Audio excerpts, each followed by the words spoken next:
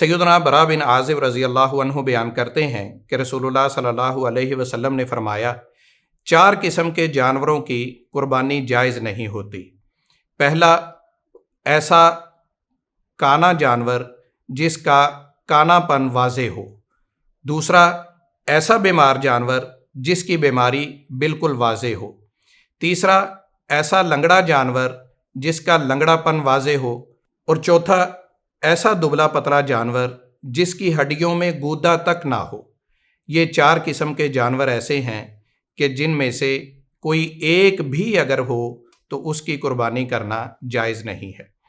اسی طرح سیدنا علی رضی اللہ عنہ بیان کرتے ہیں کہ رسول اللہ صلی اللہ علیہ وسلم نے سینگ کٹے اور کان کٹے جانور کی قربانی کرنے سے منع فرمایا ہے۔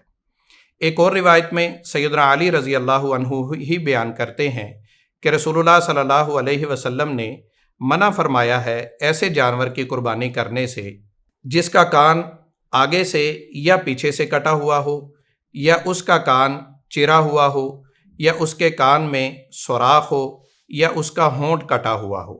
اسی طرح سیدنا عبداللہ بن عمر رضی اللہ عنہما بیان کرتے ہیں کہ ایک آدمی نے رسول اللہ صلی اللہ علیہ وسلم سے عید الاضحیٰ کے دن پوچھا کہ اے اللہ کے رسول، میرے پاس ایک بکری ہے جو دودھ دیتی ہے، تو کیا میں اس کی قربانی کر دوں؟